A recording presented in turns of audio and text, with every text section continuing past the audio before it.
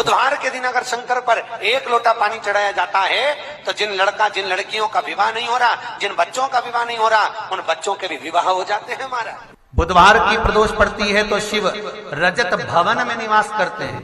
बुधवार की प्रदोष कामना की पूर्ति करते हैं।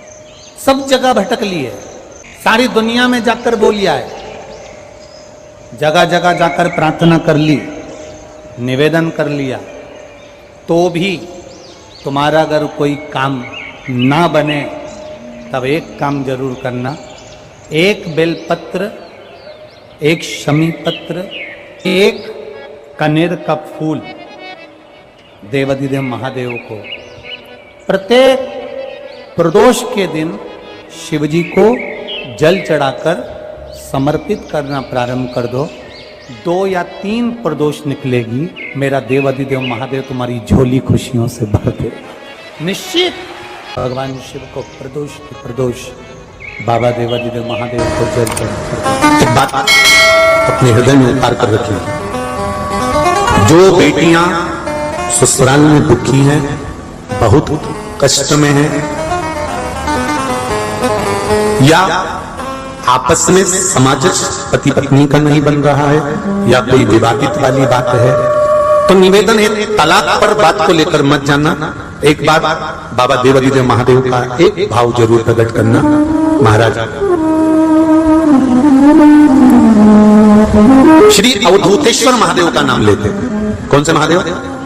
अवधूतेश्वर महादेव का नाम लेकर थोड़ी सी मूंग, हरी जो मूंग होती है, उस मूंग को गला लीजिए पानी में। गलाने के बाद में उस मूंग को शिव मंदिर में ले जाकर भगवान जो नंदीश्वर विराजमान होते हैं वहां रखकर 7 बेलपत्र उस मूंग पर चढ़ा दीजिए। चढ़ाकर बेलपत्र मेरे देवाधिदेव महादेव को अवधूतेश्वर महादेव के नाम से समर्पित कर दीजिए।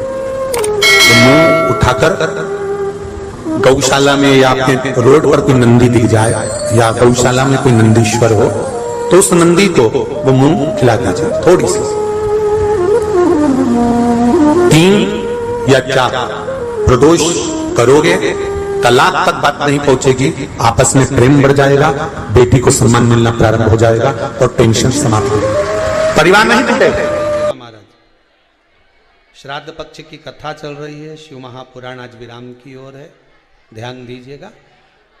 जैसे ये बेलपत्री की जो डंडी होती है, डंडी का जो भाग होता है बेलपत्री की, ऐसा बेलपत्री की 7 भाग ले लो, मतलब बेलपत्री 7 ले लीजिए। 7 बेलपत्र लेकर कच्चा जो सूत होता है ना, कच्चा सूत जो जानते हो पेड़ पौधे में माताएं लपेटती हैं, धागा जो होता है ना सफेद कलर का कच्चा धागा, जो बड़ में, पीपल में और आंवला आदि में लपेटा जाता है, कच्चा सूत, उसको शंकर भगवान और माता पार्वती का स्मरण कर कर नंदी के, जो नंदी होता है, नंदी के राइट भाग में, नंदी का एक पांव ऊंचा होता है, आपने देखा होगा आगे का पांव ऊंचा होता है, बैठते समय नंदी का एक पांव ऊंचा, एक पांव नीचे की ओर जाता है, तो नंदी का जहां पांव ऊंचा है उस ऊंचे पांव के पास में बैठना है। कच्चे सूत पर उस बेलपत्री के जो 7 गुच्छ हैं, 7 जो बेलपत्री के भाग हैं, 7 बेलपत्री हैं, उसको अपना नाम गोत्र स्मरण कर कर उस कच्चे सूत को लपेटना है। महाराज लाल कलर का चंदन उस बेलपत्री के पत्ते में जो अग्रभाग होता है, सबसे आगे का भाग, 7 में लाल चंदन लगाना है। महाराज उस चंदन को लगाकर आप प्रदोष के दिन, प्रदोष काल में शंकर भगवान को समर्पित अगर करते हैं तो जिस घर का गोत्र बोला है उस घर में कभी क्लेश नहीं हो सकता, उस शांति का अनुभव कर, उसमें क्लेश नहीं हो सकता। ये शिवलिंग रखा है, जहां पर शंकर भगवान का शिवलिंग, माता पार्वती जी के हस्त कमल पर जो शिवलिंग रखा है, ये भाग कटी भाग कहलाता है। इस जगह पर जहां शंकर और पार्वती का मिलन हुआ है, उस जगह पर उस बेलपत्री को रख देना है। महाराज ज्यादा से ज्यादा 3-4 महीने लगते हैं, दोनों में वापस प्रेम बढ़ जाता है, दोनों एक हो जाते हैं। तलाक तक बात चल भी रही हो तो वो तलाक समाप्त हो जाता है। प्रेम, करुणा, आसक्ति, संबंध टूटने की कतार पर। एक बार माता पार्वती को समर्पित तो करो अपना संबंध कि मां अब तुझे नहीं भाना।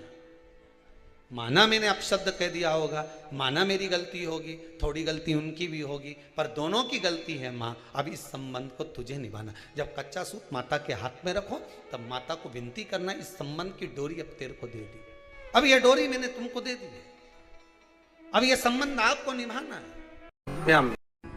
व्रत की एक एक चरित्र को हमको ध्यान करना।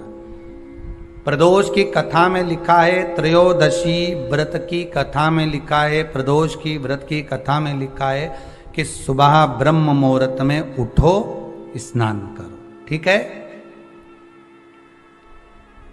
केवल प्रदोष से मतलब नहीं है। एकादशी का अगर व्रत कर रहे हो तो उसमें भी वर्णन है, ब्रह्म मुहूर्त में उठो, स्नान करो। ठीक है। दूसरा, आसन लगाओ स्नान करने के बाद, काय का अभी बताया था, जम के बोलो कुसा का। कुसा के आसन में वो बलता रहती है महाराज, कुसा के आसन में वो तेज पुंजता रहती है, आपको वो बल प्राप्त होता है। तो प्रदोष व्रत का नियम जो आप ले रहे हैं, प्रदोष व्रत को जो आप श्रवण कर रहे हैं उसको जरा ध्यान से सुनिएगा। सबसे पहले स्नान ब्रह्म मुहूर्त का, सुबह का, उसके बाद में फिर आसन पर बैठकर भगवान की भक्ति को धारण करना, शंकर का अनुमोदन करना, शिव भक्ति में डूबे रहना, शंकर का स्मरण करना, शंकर के नाम का स्मरण करते रहना। ये प्रदोष का मूल तत्व महाराज।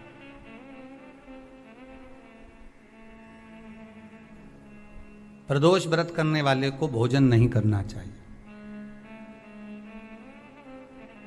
ध्यान दीजिएगा। फलाहार करो, उसमें भी नमक का सेवन मत करो। प्रदोष व्रत में नमक का सेवन वर्जित होता है। कारण क्या कारण होता है? उसका एक कारण माना गया, नमक की वर्जितता। जिस समय पर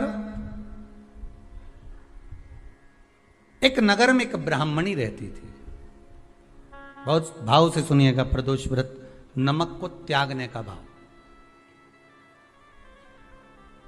प्रदोष व्रत की किताब में भी मिल जाएगा आपको, आप पढ़ेंगे तो सुना होगा आपने। एक ब्राह्मणी रहती थी एक नगर में, उसका पति नहीं था, छोटा सा बालक एक साथ में रहता, छोटा सा बालक। अब ब्राह्मण के घर की धर्म पत्नी है,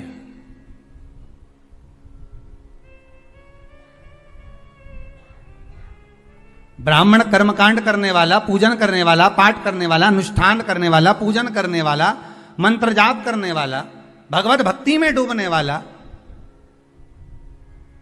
ब्राह्मण तो चले गया, ब्राह्मणी बच्चे के साथ रह रही, क्या करे वो, अकेली निवास कर रही,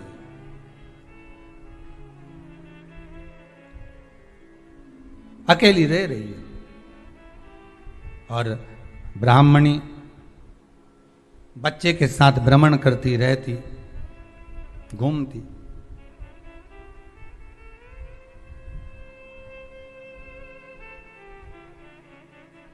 कहीं कहीं दर दर जाकर कुछ भिक्षा को मांग कर लेकर आ जाती, और भिक्षा लाने के बाद में उस भिक्षा को जब लेकर आती तो अपने बच्चे को भी खिलाती और स्वयं भी उसका पान करती।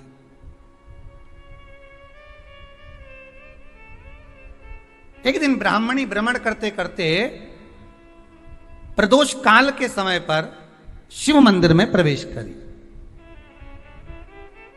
प्रदोष काल के समय पर, और शंकर मंदिर में जब प्रवेश करा, प्रदोष काल किसको कहते हैं? सूर्य अस्त हो रहा हो, रात्रि प्रवेश कर रही हो, दोनों का जब मिलन हो रहा हो, वो प्रदोष काल कहलाता है। दोनों का जब मिलन हो रहा, सूर्यास्त हो रहा, रात्रि अपना चरण बढ़ाने के लिए आगे बढ़ रही हो और दोनों का जब मिलन हो रहा है, वो प्रदोष काल है, वो प्रदोष का समय है।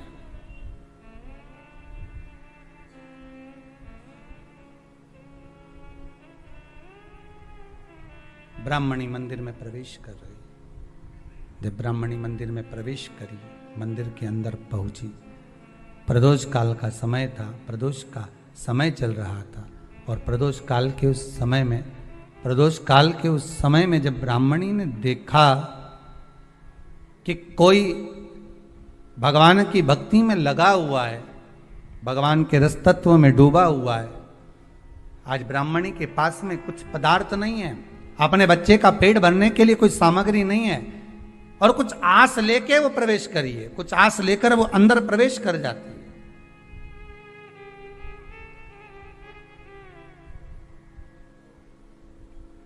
कोई ऋषि की पत्नी, कोई ब्राह्मण जन की अर्धांगिनी उस प्रदोष के समय पर शंकर का अभिषेक पूजन कर रही थी, भगवान शिव की आराधना कर रही थी, भगवान की भक्ति में डूबी हुई थी। बोल,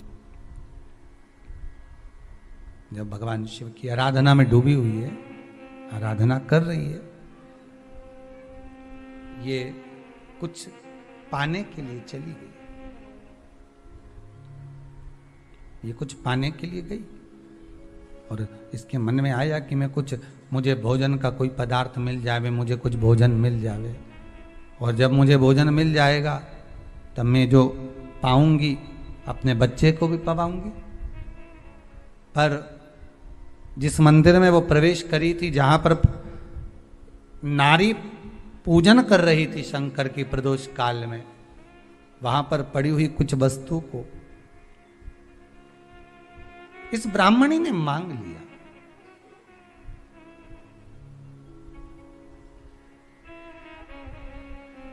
मेरे बालक को बहुत भूख लगी है, मेरा बच्चा बड़ा भूखा है, इसके भोजन के लिए थोड़ी सी सामग्री दे दीजिए, इसके भोजन के लिए थोड़ा सा कुछ रस तत्व दे दीजिए। उसने उठाया थोड़ा सा पदार्थ, कुछ जो उसके पास में था वो दिया।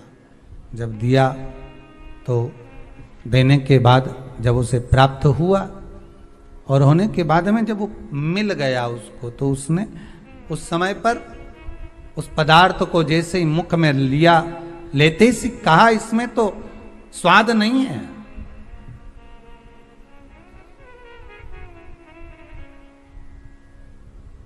इसमें स्वाद नहीं है। महाराज, ब्राह्मणी ने जैसे मुख में लिया, थूक दिया, ये श्रेष्ठ नहीं है। जो ऋषि की पत्नी अंदर पूजन कर रही थी प्रदोष काल, उसने कह दिया, आपका चेहरा बता रहा है कि आप ब्राह्मण की धर्म पत्नी, पर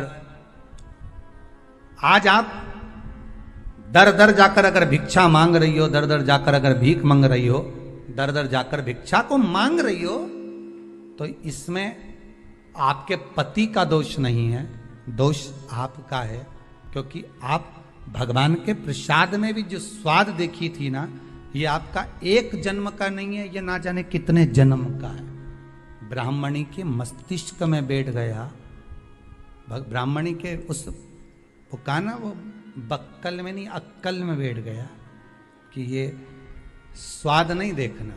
इसलिए प्रदोष व्रत के अंतर्गत ब्राह्मणी ने उस दिन से विचार कर लिया कि जैसे आप पूजन कर रही हो, जैसे आप अर्चना कर रही हो, जैसे आप आराधना कर रही हो, ऐसी आराधना, ऐसी पूजन, ऐसी भक्ति मैं भी करूंगी, ऐसी आराधना मैं भी करूंगी।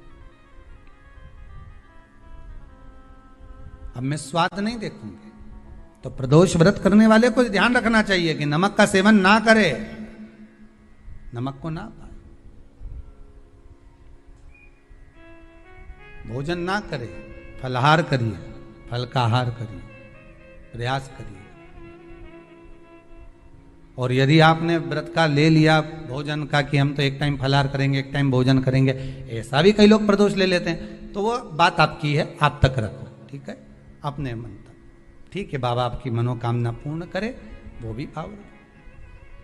आपको पहले भी कहा है, तुम्हारी भगवान से अगर बेर है, भगवान के मंदिर नहीं भी जाना चाहते तो भगवान की चौखट पे दिया लगा दो, पर लगाओ।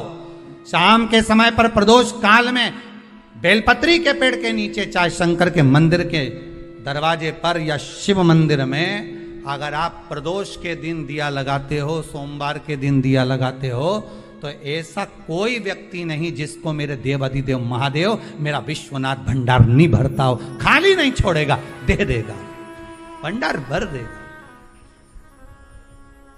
कमी तो नहीं रख सकता, ये पक्का। पर तुम करना ही नहीं चाह, 2-4 सोमवार करो और उसके बाद कह दो महाराज जी हमने तो करा था, हमको तो मिला ही नहीं।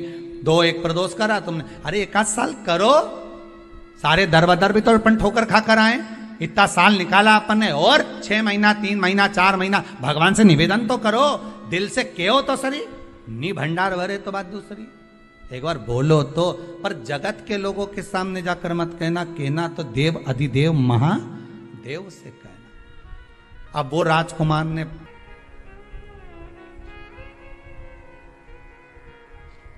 आगे वर्णन आया, प्रदोष व्रत करने वाले को प्रदोष के दिन प्रयास करना चाहिए कि रात्रि के समय पर आधा घंटा, 10 मिनट, 20 मिनट जागरण करे। जागरण मतलब थोड़ा भगवान का भजन कर ले। भले 4-5 माताएं इकट्ठी नहीं हो तो अपन अकेले ही कर लो। अपन अकेले कम है क्या भाई? अपन कम पड़े, आराधना अकेले भी करो, जागरण करो। जब आपकी 11 प्रदोष हो जाए, 26 प्रदोष हो जाए, तब उद्यापन करो। उद्यापन 2 ब्राह्मणों को जोड़े से बुलाओ, ब्राह्मणों को जोड़े से बुलाकर उनके चरणों की पूजन कर कर, आराधना कर कर, सुंदर मंडप तैयार कर कर भगवान का, उसमें सुंदर रंगोली डालकर, मंडल बनवाकर पूजन करो शंकर भगवान की प्रदोष का। एक दिन पहले गणेश की आराधना करो, पूजन करो, और प्रदोष वाले दिन जो मंडल बनाए हैं पूजन अर्चना करने के लिए, जो स्थान दिया है उसकी आराधना करो। खीर की आहुतियां दीजिए 108 बार। जो ब्राह्मण आए उनके माध्यम से मंत्रों द्वारा पूजन कराकर खीर की आहुतियां दीजिए शिव नाम महाराज। फिर ब्राह्मणों को जोड़े से भोजन कराकर, चरणों को नमन कर कर, दक्षिणा प्रदान कर कर, निवेदन कर कर ब्राह्मणों से कहें, हे ब्राह्मण देवता, आप हमें आशीर्वाद प्रदान करें कि जिस प्रदोष का हमने व्रत किया है उस व्रत का पुण्य फल हमें प्राप्त हो। ऐसा ब्राह्मण चरण को नमन कर कर, प्रणाम कर कर उनसे अपने मस्तक पर अक्षत छुड़वाएं। फिर नमन कर कर, भोजन कराकर विदा करें। शाम को भगवान का जागरण करें। ऐसे प्रदोष व्रत का उद्यापन कर अपने जीवन को सार्थक बनाएं। ऐसा सुंदर प्रदोष व्रत का व्याख्यान वर्णन स्कंद पुराण में करा गया। वही स्कंद पुराण का प्रदोष व्रत का वर्णन आपको शिव महापुराण के इस सुंदर संवाद में किया गया। मैं सब बोलिए एक बार जमकर, श्री शिवाय नमस्तुभ्यम। प्रैक्टिकल जरूर करना, कहीं सियोर वाला महाराज झूठ तो नहीं बोल रहा। शास्त्रों की बातें हमारे जीवन में हमें सुख प्रदान करे, इसलिए इस भाव का आनंद करते हुए आज की कथा को विराम देते हैं। वीडियो पसंद आई हो तो शेयर करें, लाइक करें, सब्सक्राइब करें। श्री शिवाय नमस्तुभ्यम, हर हर महादेव कमेंट बॉक्स में जरूर लिखें। महादेव आपकी सभी मनोकामनाएं पूर्ण करें। मिलते हैं अगली वीडियो में। श्री राधे, हर हर महादेव।